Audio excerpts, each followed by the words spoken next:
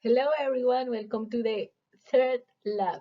Today we will use data on percent cover of different plant species at three sites to compare species richness and diversity across the sites. We strongly recommend to work through the activity, which will give you everything to complete your assignment.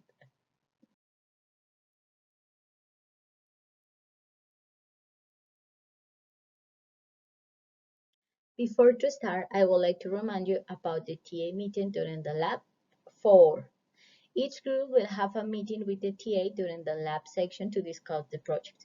Be prepared to present your ideas about your research, questions, your hypotheses and predictions, and also about your ideas about how you will collect the data information.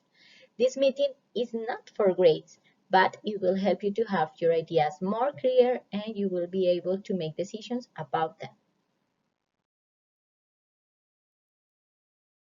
After the meeting with your TA, you will prepare a document including formal research question, hypothesis, and prediction. This document will be sent by this date. Please send via email this document to your TA and Carol. You will send an email per group copying all group members. We will make suggestions and comments. However, the reading week is closed and some of you may be thinking, what if we start our field work during the reading week? The more sample we have, the more data we get, and that is a good idea.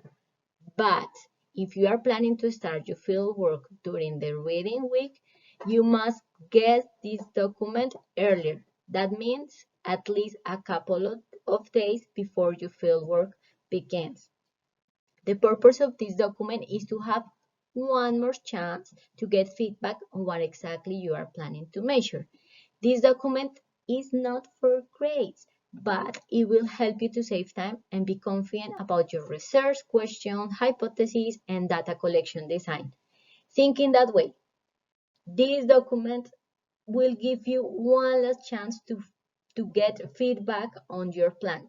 Remember that the final report and the final presentation both have a lot of marks associated with the exact wording of the question, hypothesis, and prediction. Sending us this document will give you a chance to get feedback on whether you are getting those right before you get graded on them. In general, the project has a main topic which is winter bird habitat use in urban environments. However, you will decide your research questions, site selection, the methods, and your predictor variables. Do not forget that the response variable must be the abundance, richness, species diversity, and species composition of winter birds. Each group has at least one person who has taken 2 of 5, so you will be able to recognize winter birds. You will find images and audio files to review of Edmonton Winter Bird ID posted on eClass. It is important to think carefully in your questions and your hypotheses. For example, ask to yourself, my research question is feasible? Can my hypothesis be tested? Do my hypotheses include independent and dependent variables or predictor and response variables? Think also in the tools that you will need to collect your data information. Here in the presentation, you can see that where is the folder that contains the information related with your project. We strongly recommend to check the video, check the information, check the documents to be prepared and meet with your team. Here, I will present an example about what you should have in mind when you talk with your TA and prepare your document. You should have 2 research questions. For each question, you will need to have their hypotheses and predictions. You can write each question separately or you can write both questions in one. The most important thing about your research questions is that you will ask about the effects of 2 different predictor variables on the response variables. Let's see example. What effect do crop type and pesticide application frequency have on insect pollinator abundance, species richness, diversity, and species composition? Note that this question includes 2 predictor variables. The first predictor variable is crop type and the second predictor variable is pesticide application frequency. If we write one question Per each predictor variable, it will look like this.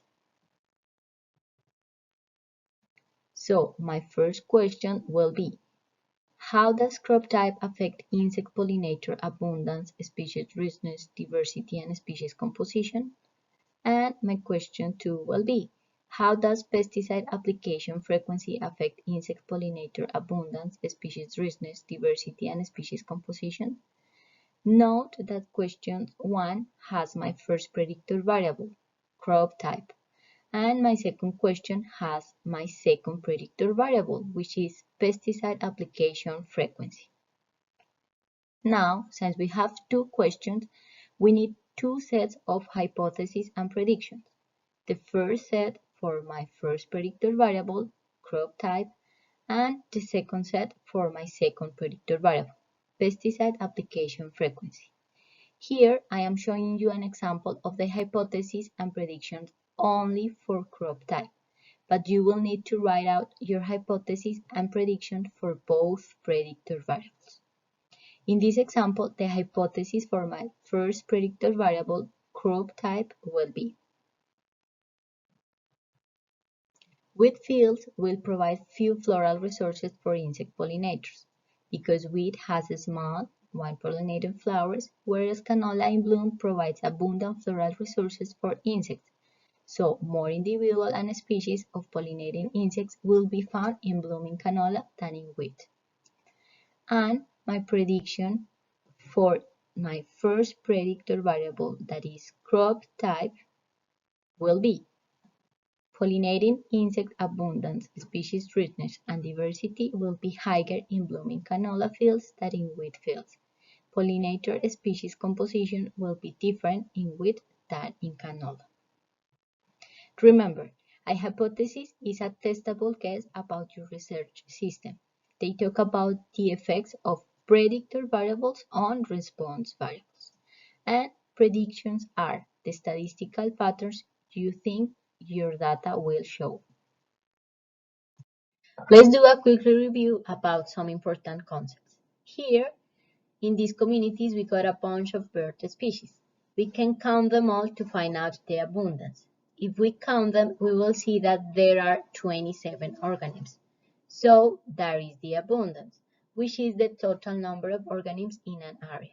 The species richness will be 5, and it is because we have 5 species: the blue one, turkey, owl species, the duck, and the purple one. So the species richness is the number of different species in an area. The diversity, which has a question mark, incorporates both the number of species in an area and the evenness of their abundance. To calculate the diversity, we can use the diversity indexes, such as Simpson index and Shannon index. If we see both communities, we will find that their abundance is 27 and species richness is 5. But the diversity, we have a sense that the community A is a little bit more balanced in terms of the number of individuals of each species. So because of that, we would think that the diversity is higher in the community A. However, half the sense is not enough. We must prove using the indices. During this lab, we will learn how to do that using R. In the previous example, we could compare community A and B just counting the number of species in each one. However, in real life, the total species richness can be neither accurately measured nor directly estimated by observation. Thus, the sampling species richness will depend on the assumption that the community is closed and sampling is with replacement.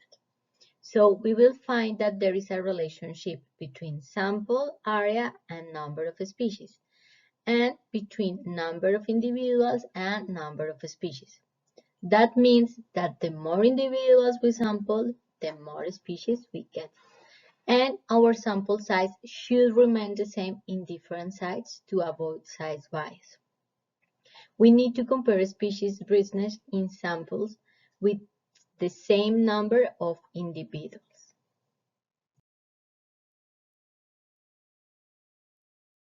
What if we want to find out if our sampling effort was enough?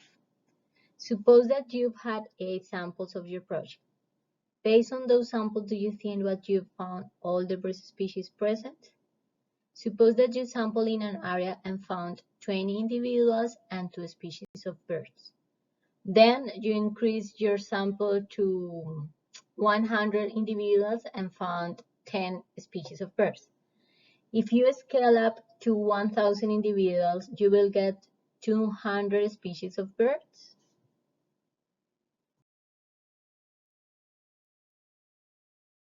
As you learned with Carol, this is a rarefaction plot, where the x-axis shows you the sample size and y-axis the species richness.